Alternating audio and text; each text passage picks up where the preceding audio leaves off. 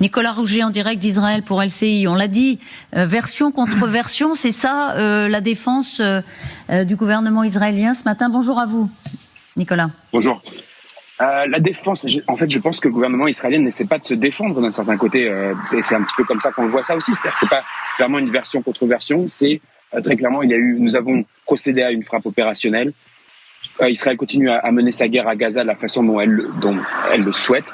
Il n'y a pas d'idée que les jugements de la Cour internationale qui le rejettent eux-mêmes ou quelconque pression de quoi que ce soit ou les jugements d'un certain côté d'autres parties puissent influencer la tenue de la guerre. C'est comme ça que le gouvernement israélien a mené cette guerre et c'est comme ça qu'il continuera à la mener. En tout cas, c'est ce que Israël officiel dit.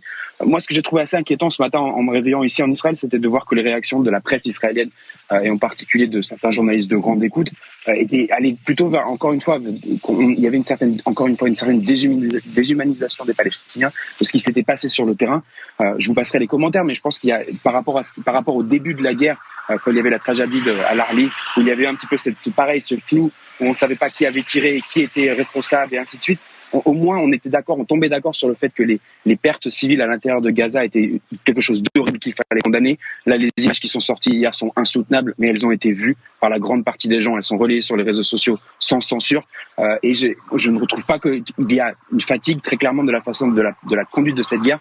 Mais je pense qu'il y a aussi un repli sur eux, les Israéliens eux-mêmes.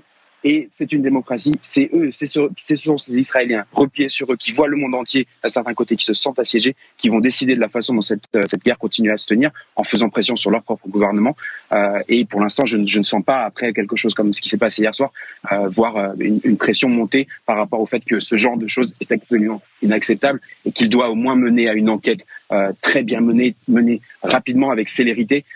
Et c'est en effet, comme le rappelait Gallagher Fenwick, quelque chose qu'on n'a pas vu sur les incidents, les douzaines et douzaines d'incidents qu'on a répertoriés ces quelques derniers mois.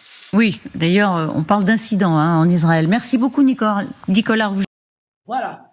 Donc, vous venez de voir, une fois de plus, quand je vous dis que voilà, nous avons eu les Allemands le siècle dernier, nous avons les Israéliens ce siècle aussi. Cette journaliste de TF1 est en Israël et vous raconte comment est vécue cette frappe qui, on vous rappelle, tue 2 cibles du Hamas, mais qui cause 40 décès civils. Et il vous dit que pour les Israéliens, ils considèrent que c'est normal. Donc, comment voulez-vous que ces gens-là, après, viennent ici ou viennent en Occident, essayer de faire culpabiliser les gens que moi, mon grand-père, il a subi ceci, mon grand-père, il est revenu de ça, nous, on a subi ceci. Alors qu'eux-mêmes, ils cautionnent que pour abattre 2 cibles dont on ne sait même pas s'ils seraient morts ou s'ils étaient vraiment là, parce que ces leaders palestiniens-là sont des leaders palestiniens qui seraient censés se trouver en Cisjordanie. En Cisjordanie. Mais comme par hasard, ils se sont retrouvés acculés à Rafah, à cet endroit-là. Et pour abattre ces 2-là, on n'a pas fait une opération spéciale comme ils devraient faire pour aller le prendre avec leurs forces spéciaux. Non. On a choisi de décimer la population palestinienne et ça ne les dérange pas. Mais après, ils vont faire semblant d'être une armée morale, d'être une démocratie. Déjà, quelle valeur démocratique ce pays a encore? On peut savoir. Il vous dit que eux, ils justifient ça. Pour eux, c'est normal. Encore au début, ils se disaient que voilà, c'est pas bien d'atteindre les civils, mais que maintenant, c'est open bar.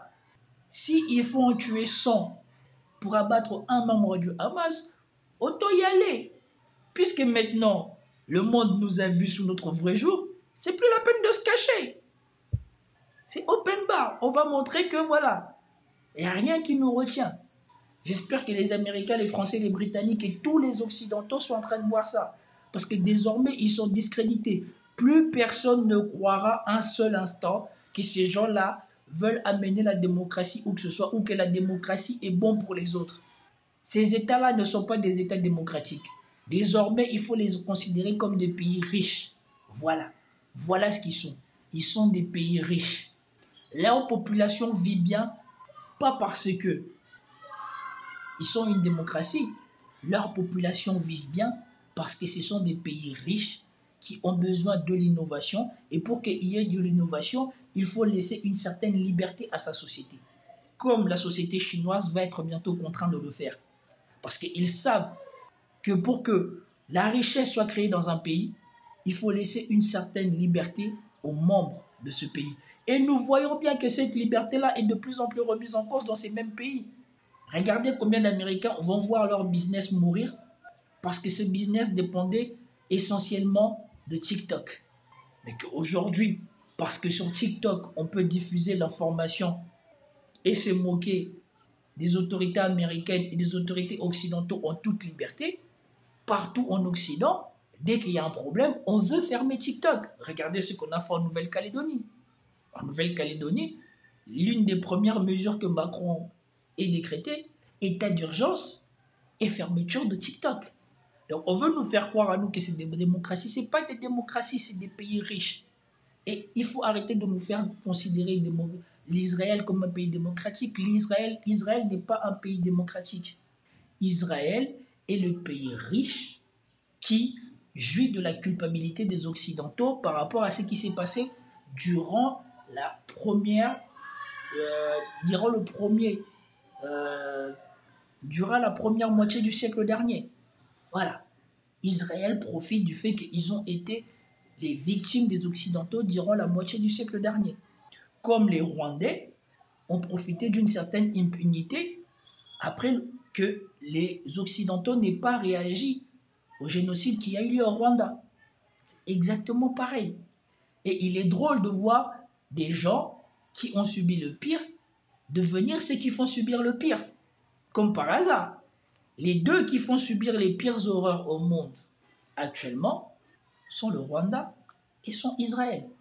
Les Rwandais encore ne se prononcent pas sur ce que fait leur gouvernement. Mais ici, nous voyons bien que voilà, il y a une partie d'Israël qui essaye de se débarrasser de Netanyahou. Mais nous voyons bien que en dehors d'Israël, il y a même plus de gens qui contestent le gouvernement israélien au sein de leur pays qu'à l'extérieur de leur pays. À l'extérieur de leur pays, l'Occident ou les corrompus de l'Occident sont totalement endoctrinés par Israël. Vaille que vaille, coûte que coûte, ils veulent justifier tout et l'injustifiable par rapport à Israël. Et on vous dit, et on vous montre que l'élite israélienne est, on ne va pas dire le mot, mais le mot qui commence avec le R. Ils sont l'un des plus rats du monde. Parce qu'on a déjà vu des images de comment ils avaient pris à partie une Israélienne qui sortait avec un homme noir au marché. Comment elle se faisait insulter. Toutes ces choses-là là, que l'on ne disait pas avant, qu'on ne disait pas publiquement. Aujourd'hui, ça saute sous les yeux. Ce sont l'un des peuples, comment dire ça, les plus barbares. Parce que là, ils sont plus barbares que tout ce qu'on a vu depuis, je ne sais pas moi, depuis 65 ans. Depuis que je suis né, je n'ai jamais vu quelque chose de comme ça. Ce qui se passe au Congo encore, on ne voit que les corps après. Et on ne voit pas beaucoup. Parce que les Occidentaux se débrouillent pour ne pas diffuser ces images. Mais quand on voit ce qui se passe à Gaza, moi je mets les Rwandais, ou en tout cas les gens du M23, je les mets en dessous des Israéliens. Parce que les gens du M23 au moins ne viennent pas justifier ce qu'ils font. Mais là on vous dit que voilà, dans ce pays-là, on considère que ce qui est fait aux civils palestiniens est tout à fait normal. Voilà où on est, l'Occident. Et même ce journaliste ne comprend pas. Et heureusement qu'il y a des gens comme ce journaliste, comme Gallagher, pour rappeler les faits et les méfaits d'Israël depuis. En direct d'Haïfa, aucune remise en cause donc à attendre, nous disiez-vous Nicolas, de la part de Tsahal, malgré les accusations de massacre. Bon, sur la dimension... Voilà. Aucune remise en cause. Aucune remise en cause. Mais imaginez-vous que la Russie dise que voilà, pour abattre 2 pauvres soldats ukrainiens, on a explosé toute une maison avec ses habitants. Si vous n'auriez pas vu, déjà, Zelensky qui serait sorti pour crier à je sais pas quoi, et après tous les médias et tous les tintins, les dessins animés de l'UE et des États-Unis qui seraient sortis dehors pour dire écoutez ce que la Russie dit. Même les Américains, malgré qu'ils aient fait les pires horreurs en Irak, n'ont jamais communiqué comme Israël communique. Israël assume d'être un pays barbare aux yeux du monde.